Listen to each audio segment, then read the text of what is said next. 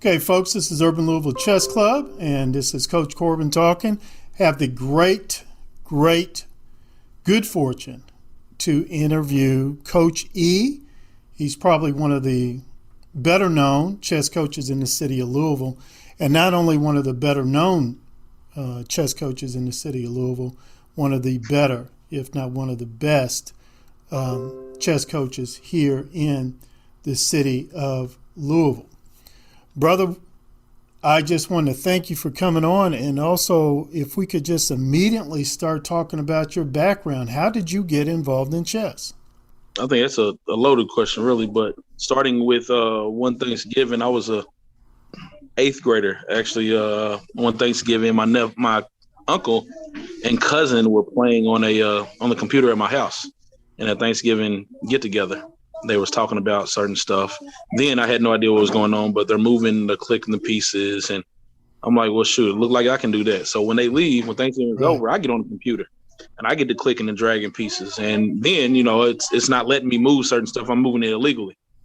But as time went on, I started to learn, this one I can actually drag and click and drop it here. So I guess with the help of the tools, it was an old computer too. It was an old monitor.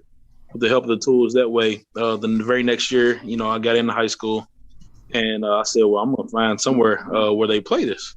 And I started asking around and found a team. I didn't get on it my freshman year, so I didn't really know, but I started playing a little bit more.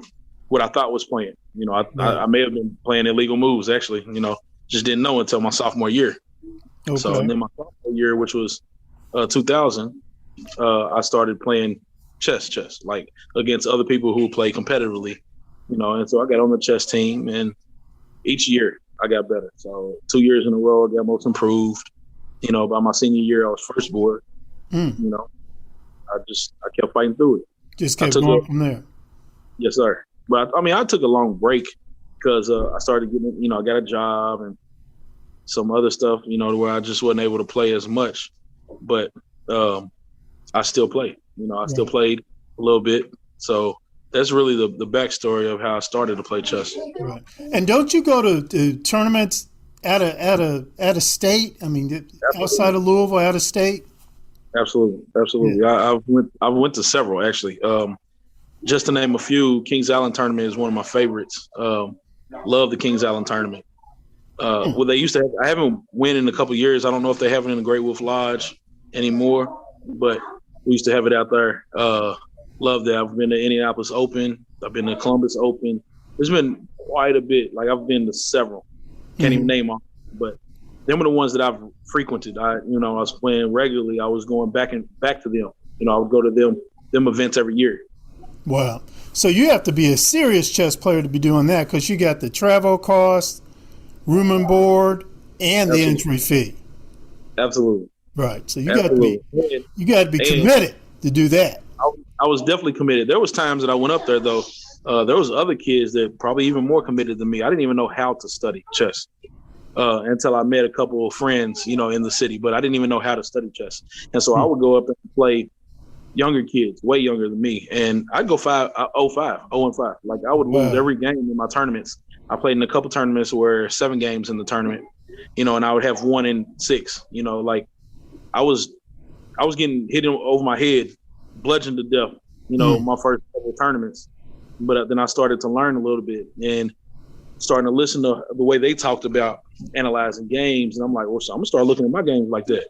Okay. All right. So what are some of the things you do right now as far as your training's concerned? Okay. I try to find people that play the same opening or same style I play and kind of analyze what they do in critical moments. And if they annotate the game at all, if there's any annotation of the game, I like to hear it. I don't care who it's from. I don't care if it's from somebody who's not good or somebody who's good. I want to get all the ideas possible in this particular opening so that I won't be surprised by any theory of like any arsenal of attack or anything that they can possibly throw at me. I don't want to be surprised by it. I got you. So I'll look up all of those type of games. So actually in 72, Bobby Fischer played Boris Spassky and played the Perk. I like playing the Perk, so I look at games like that. Now, of course, I can't create like Bobby Fischer, but I still look at those games and try to analyze and break down those type of games. I get the ideas still from Bobby Fischer. I still get the ideas from different games that play the part. Mm-hmm. So do you buy and read chess books? I do indeed. In fact, Anatoly Karpov said, if you're a serious chess player, you have at least 100 on your shelf. Wow. I tried to take that to heart. I got like 42. I probably only read like 14 or 15 of my 42 though. And so I think Anatoly Karpov meant if you have 100 books, you probably read all of them. Right. So okay. I'm actually making my way through a lot of my in-game books because I need a refresh on how to teach it. Not that I don't know it, but I teach it as well. So I need to know better how to teach it. How did you get into teaching chess? I know that's something you do. How did you get into it? Well, Ryan Velez, for real. I had actually lived with Ryan for a little bit, and I was trying to study, and I guess he had a hard time filling a coaching job. And I went and did a coaching job for him, and found out that I loved it. I actually liked teaching. Right. So the knowledge I knew was easy to give. That knowledge, though, once I understood it and knew it, it was easy to give that knowledge. So I guess the quandary was, as my kids got stronger, I needed to get stronger too. And I did that, and that was the only reason why I guess I say that is because once they completely engulf the concept of opposition or, a unsymmetrical pawns or something like that, or asymmetrical pawns, then I needed to teach them how to do the imbalances, how to play the imbalances and stuff like that. But teaching it basically, I jumped in to help Ryan. I had taught a little bit before, but not like in a school setting. Okay. So I didn't realize I loved it until I helped Ryan with the school. Okay. And then I started teaching everywhere and all the time. Well, I know that one of the places you teach currently is Liberated Minds. Is that correct? I do. Liberated Minds, I teach here regularly, actually. Okay. And they've been doing pretty well recently, haven't they? They've been actually, as far as statistically, they've been doing great. Okay. I think it's better than well. Like, they've been doing great. They're the youngest group in the region that we was playing in, and we came in second. Okay. With a really good record. 2 losses to the same team, and we done really well. Right. I mean, again, I think that we lack in some areas, but numbers don't lie. We keep winning. So and you also have a private student that's doing pretty well right now. Yeah. I got 2 that's actually doing really well, but really well is Donovan G. Okay. And yeah, Donovan G's on the turret right now. He winning like crazy. And he still has some fallacies in his game, but because he starts to understand a little bit of the stuff that we work on, and he understands, and I don't even think that's all me. I just think he has some natural stuff. I think he has a God-given talent to see some stuff. But yeah, Donovan's he's coming along, man. Like last 4 tournaments, I think he's lost 2 games. Well, you talked about God-given talent. I mean, I think everybody would say that about Bobby Fischer, but Bobby Fischer had a private coach. Absolutely. And he worked hours, like 16, 17 hours a day. So, yeah. Okay. Right. You got to have that private coach. And so that's why I'm going to ask you right now, for parents who want private coaches for their son or daughter, how can they reach you? Several platforms. You can get a hold of me on Instagram if you want to. I can give a phone number and an email. Like, them are the main ways that you can get a hold of me if you're talking about chess lessons. All right. And give us your email. Okay. Email is EHERROD613 @gmail. EHERROD613 Okay. So that email is really good.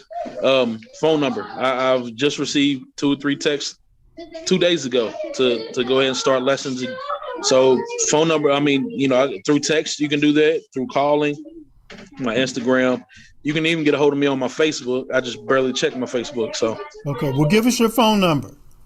All right. Phone number is 502 641-4584.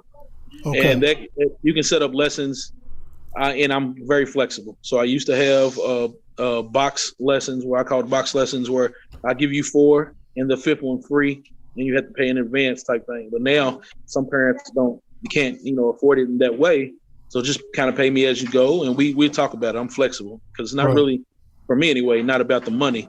Of course, you got to compensate me somewhat for time, but it's not really about the money as long as we can get the student, the scholar, stronger. And that's the whole idea. There you go. Okay, brother. Well, look, I'm glad we were able to arrange this. I've been wanting to do this for the longest time because, I'll be telling folks, this brother's one of the best in the city of Louisville, if not in the Commonwealth of Kentucky.